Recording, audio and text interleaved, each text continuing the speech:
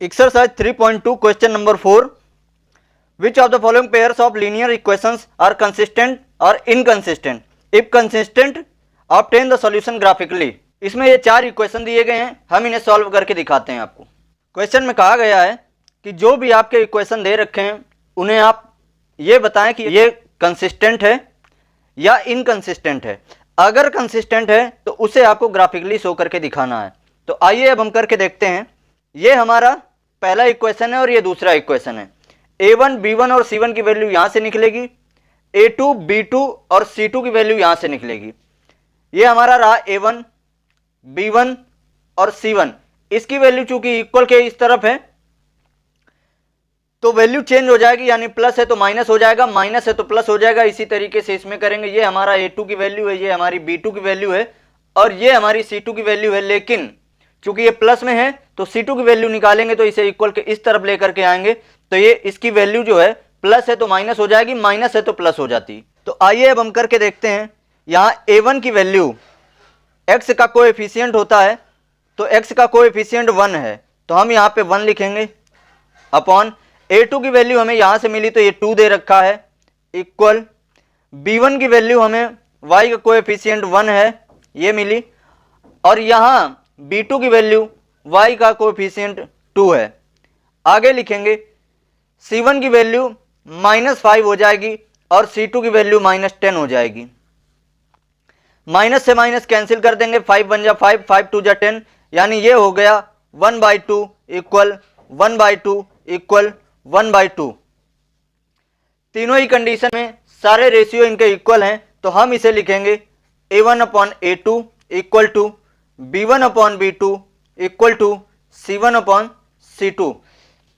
ऐसी कंडीशन अगर होती है तो इसका जो ज्योमेट्रिकल रिप्रेजेंटेशन होगा, यानी ग्राफ में जो रिप्रेजेंटेशन होगा वो कोइंसिडेंट लाइंस होगी और इसे हम कंसिस्टेंट इक्वेशन कहेंगे। हम लिखेंगे कंसिस्टेंट इक्वेशन, ये हो गई। चूंकि कंसिस्टेंट इक्वेशन है तो अब इसे हमें ग्राफ में भी करके दिखाना रहेगा। तो आइए हम पहले x और y की वैल्यू निकाल लेते हैं। x और y की वैल्यू निकालने के लिए हमने इक्वेशन नंबर फर्स्ट ये लिख रखी है और इसके लिए ये कॉलम बनाया है। इक्वेशन नंबर सेकंड ये लिखी है और इसके लिए कॉलम ये बनाया है। अब अगर यहाँ पे x की वैल्यू हम 0 पुट करते हैं, x is equal to 0, 0 put करेंगे तो इधर आकर के इक्वल के माइनस होगा 5 में, तो इसकी वैल्यू में कोई चेंजमेंट नहीं आएगा तो y इज इक्वल टू 5 हो जाएगा। अब अगर y की वैल्यू हम 0 लेट कर लेते हैं तो y की वैल्यू 0 हो गई, ये 0 इधर आके 5 में लेस होगा तो वैल्यू जो है वो 5 ही रहेगी, तो x इज इक्वल टू 5 हो जाएगा। बढ़ते हैं दूसरे वाले इक्वेशन की तरफ। अगर x की वैल्यू हम 2 लेट कर लेते हैं तो ये 2 2 जा 4 हो जाएगी, 4 इक्वल के इस तरफ आएगा तो 10 में लेस हो जाएगा तो हमें वैल्यू मिलेगी 6। y की वैल्यू निकालने के लिए इस 2 से हम इसको डिवाइड कर देंगे, 2 से डिवाइड करेंगे तो 2 3 जा 6, यानी y की वैल्यू हमें 2 निकल के आती है। अब अगर यहाँ पे हम y की वैल्यू 2 लेट कर लेते हैं तो x की वैल्यू निकालनी रहेगी, y की वैल्यू 2 लेट करेंगे तो ये 4 हो जाएगा, 4 इधर आकर के 10 में लेस हो जाएगा तो 6 बचेगा। x की वैल्यू निकालने के लिए इस 2 से हमें डिवाइड करना पड़ेगा, तो 2 से 6 को डिवाइड किया, 3 टाइम्स गया तो x की वैल्यू हमें 3 मिल जाएगी। अब इसे हम ग्राफ में शो करके आपको दिखाते हैं। हमने ये ग्राफ तैयार कर लिया है। ये इक्वेशन फर्स्ट की वैल्यू दे रखी है, ये इक्वेशन सेकंड की वैल्यू दे रखी है। अब फर्स्ट वाले से स्टार्ट करते हैं तो x 0 y 5, तो यहां से स्टार्ट किया, ये हमारा 0 है और y 5 यानी ये वाला पॉइंट हमारा 0 5 हो गया। दूसरी तरफ है हमारा 5 0 यानी x 5 y 0, तो यहां पे आए ये पॉइंट हमें मिला। इन दोनों पॉइंट को हम स्केल की हेल्प से मिला देते हैं।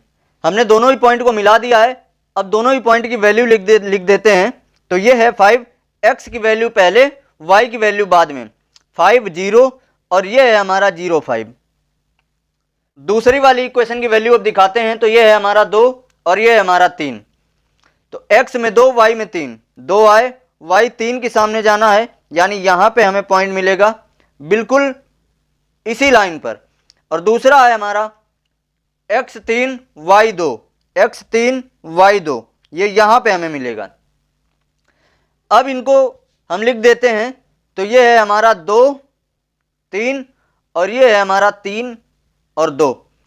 चूंकि कोइंसिडेंट लाइन है, इसका मतलब ये होता है कि एक लाइन के ऊपर दूसरी वाली लाइन बिल्कुल बराबर में चलेगी, तो ये कोइंसिडेंट लाइन होती है।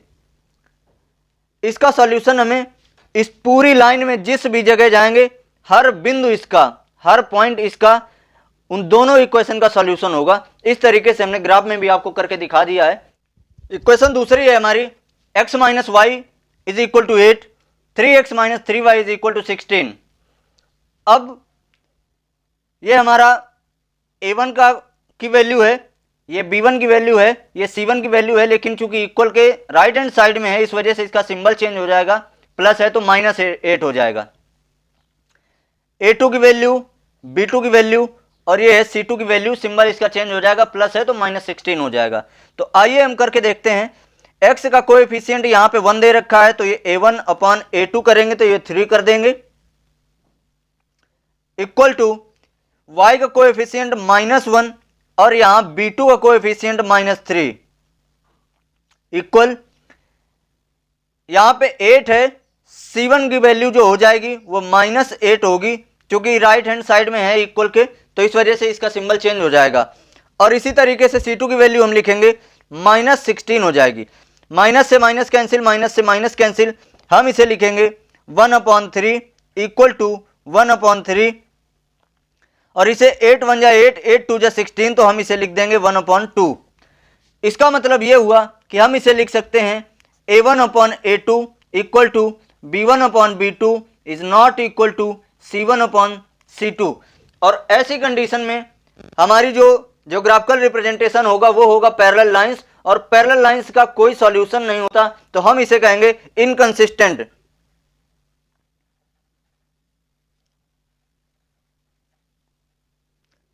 और चूंकि ये इनकंसिस्टेंट है इस वजह से इसे हमें ग्राफ में शो नहीं करना है। इक्वेशन थर्ड है हमारे पास 2x plus y minus 6 is equal to 0, 4x minus 2y minus 4 is equal to 0। तो यहाँ पे ये हमारा a1 की वैल्यू है, ये b1 और ये c1, a2 b2 और ये c2 की वैल्यू है। अब हम इसे लिखेंगे a1 ये लिखा अपॉन a2, यानी a2 की वैल्यू यहाँ पे 4 दे रखी है, इक्वल टू y का कोएफिशिएंट 1 है, तो यानी b1 इज इक्वल टू 1 हो जाएगा, और b2 की वैल्यू -2 दे रखी है। अब यहां से अगर हम देखें तो 2 1 जा 2, 2 2 जा 4, 1/2 ये प्लस में है, 1/2 ये माइनस में है, तो इसका मतलब ये हो गया कि यहाँ पे जो a1/a2 है वो नॉट इक्वल टू b1/b2 है। हमें यहीं से पता चल जा रहा है, तो आगे हमें लिखने की कोई जरूरत नहीं है, कोई नीड नहीं है। अब चूंकि a1/a2 is not equal to b1/b2 है, कंडीशन ऐसी दे रखी है, तो जो इसकी जो ज्योग्राफिकल रिप्रेजेंटेशन होगा वो इंटरसेक्टिंग लाइंस होगा, और इंटरसेक्टिंग लाइंस होती हैं तो ऐसे इक्वेशन को हम कंसिस्टेंट इक्वेशन कहते हैं। हमारे क्वेश्चन में जो वैल्यू दे रखी है वो 2x plus y minus 6 is equal to 0, 4x minus 2y minus 4 is equal to 0 दे रखा है। हमने x और y की वैल्यू निकालने के लिए इसे कन्वर्ट करके लिखा है, हम वो आपको समझाते हैं। इस -6 को हमने इक्वल के इस तरफ कर दिया तो ये प्लस का 6 हो गया, और इस -4 को हमने इक्वल के इस तरफ कर दिया तो ये प्लस का 4 हो गया। अब हम ये इक्वेशन फर्स्ट तैयार हो गई, ये इक्वेशन सेकंड तैयार हो गई, इसके लिए ये कॉलम तैयार है, इसके लिए ये कॉलम तैयार है। x और y की वैल्यू पुट करके देखते हैं। x की वैल्यू अगर हम 2 लेट करते हैं तो यहाँ पे हमने x की वैल्यू 2 लेट करी, 2 2 जाए 4 हो गया, 4 इक्वल के इस तरफ जाएगा तो 6 में माइनस होगा, तो 6 में 4 माइनस करेंगे तो ये 2 बचेगा, तो y की वैल्यू 2 निकल करके आ गई। अब अगर x की वैल्यू हम 0 लेट करते हैं तो ये पूरी की पूरी वैल्यू 0 हो जाएगी, यानी 2 0 जा 0, ये 0 आकर के 6 में लेस होगा तो ये 6 ही रहेगा, और y की वैल्यू हमें 6 मिल गई, x 0 y 6। आते हैं दूसरे वाले इक्वेशन की तरफ। यहाँ y की वैल्यू अगर हम 0 लेट करते हैं तो ये पूरी की पूरी वैल्यू 0 हो जाएगी, उधर जाएगी तो 4 में 0 लेस करेंगे तो 4 ही बचेगा। अब x की वैल्यू निकालने के लिए इस 4 से हम इस 4 को डिवाइड करेंगे तो 4 1 जा 4 होता है, तो x की वैल्यू 1 आई और y की वैल्यू 0। अगर y की वैल्यू हम यहाँ 2 लेट करें तो ये हो जाएगा 2 2 जा 4, यानी माइनस का 4, -4 इक्वल के उस तरफ जाएगा तो ये हो जाएगा प्लस का 4, 4 और 4 हो जाएंगे 8 हो जाएगा। तो x की वैल्यू निकालने के लिए हम इस 4 से 8 को डिवाइड करेंगे तो x की वैल्यू हमें 2 मिल जाएगी। अब इसे हम ग्राफ में करके दिखाते हैं। हमने ये ग्राफ तैयार कर लिया है, ये इक्वेशन फर्स्ट की वैल्यू है, ये इक्वेशन सेकंड की वैल्यू है। अब इन्हें हम ग्राफ में रिप्रेजेंट करके दिखाते हैं। तो पहला है हमारा x2 y2, यहां पे आए x2 y2 इस सीध में मिल गए, यानी यहां पे पॉइंट मिला। और दूसरा है हमारा 0 y6, 0 और y6 यानी यहां पे हमें पॉइंट मिला। अब इन दोनों ही पॉइंट को स्केल की हेल्प से मिला देते हैं। दोनों ही पॉइंट हमने मिला दिया है, इनकी वैल्यू लिख देते हैं। तो ये है हमारा 2 2, x की वैल्यू पहले, y की वैल्यू बाद में, और ये है हमारा 0 6।